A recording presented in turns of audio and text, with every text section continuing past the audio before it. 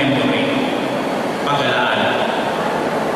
Ang taon ng pag-asa ay ang taon ng identity, ang taon ng pagkilala sa sarili. At ang dadating na taon ng pag-ibig ay ang taon ng misyon.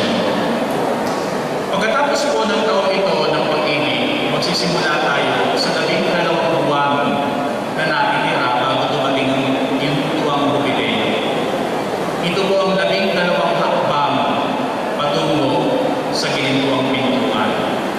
At magsisimula po ito sa November 28, 2015, Sabado, kung saan ipoproklama ng obispo ang taon ng ginintuang Jubileo at ibibigay ang 12 simbahan ng magiging pilgrim churches ng diocese, kung saan makakabuo kayo ng Indonesia Plenaria katulad ng Great Jubilee 2000. At bilang paghahanda sa 12 buwan na ito, maglalakbay po ang imahe ni San Pablo, unang ermitanyo ng kanyang relikya sa bawat parokya ng diocese. Sa paglalakbay ni San Pablo sa bawat parokya, ano po ang magiging aim? Una, upang makilala ang patron, at ikalawa, upang yung diniscuss ni Father Ray na pastoral priority programs ay masimula mapag-usapan at least mabuksan sa paningin ng mananampalataya. Matatapos po ang taon ng paglalakbay na ito on November 27, 2016, Linggo. Sa ika-4 ng hapon, uuwi ang imahe ni San Pablo Ermitanyo sa katedral. At kinabukasan, November 28, 2016, Lunes po, sa ganap na alas 6 ng gabi, maringal na bubuksan ang pintuang pang-jubileo ng diocese. Ang 12 bikarya po ay may kinatawan sa pagdiriwang na ito.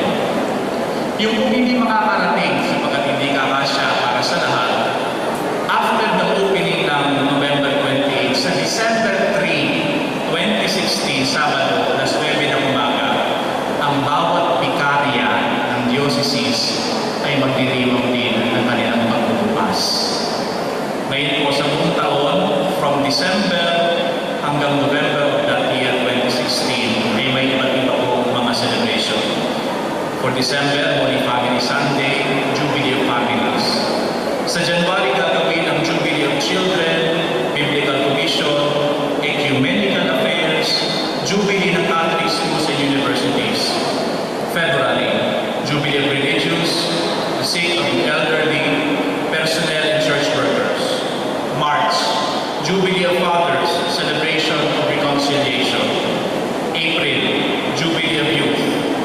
At sa April 18 po, itatapat po natin ng Friday, April 21, gaganapin po ang paggunita natin sa maringal na pagluluklok ng kauna-unahang obispo ng Diocese ng San Pablo, si Obispo Pedro Banrique.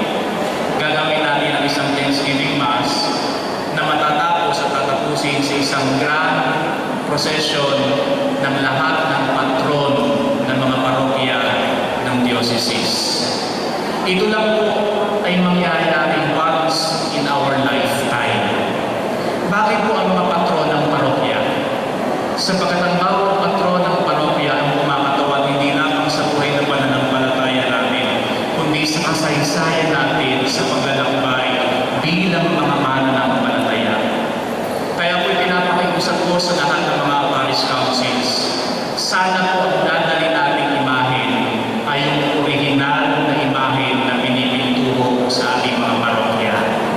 Bakit? Sapagkat ang imahe yan ay bahagi ng kasaysayan ng inyong parokya. Dadalhin niyo ang simbolo ng inyong parokya sa puso ng diocese upang ipakita ang ating pagkakaisa bilang isang simbahang naglalakbay. Ganun po ka-importante ang posisyong iyon. Isang panalangin at isang pagkilos patungo sa kaganapan ng buhay.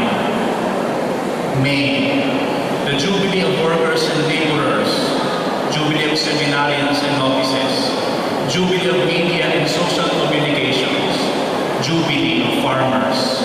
June, the Jubilee of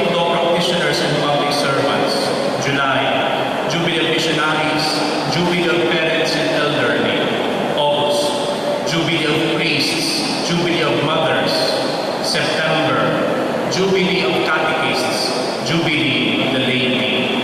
October, Jubilee on Ecology.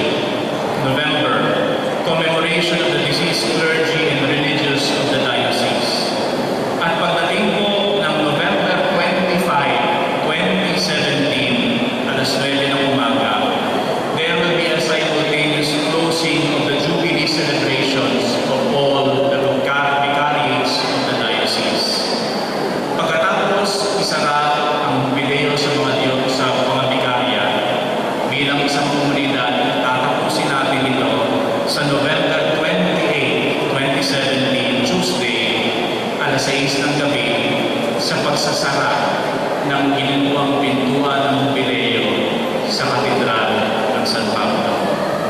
Dito rin po, ipanalangin nyo, lalo-lalo na ang mga tagapakil, nasa ng mga tagapakil. Ipanalangin nyo na matupad ang ating kahilingan sa Santo Papa na gawaran ng ating diocese ng isang kanonikal koronasyon para sa karangalan ng Mahal na Virgen de los Dolores de Turumba.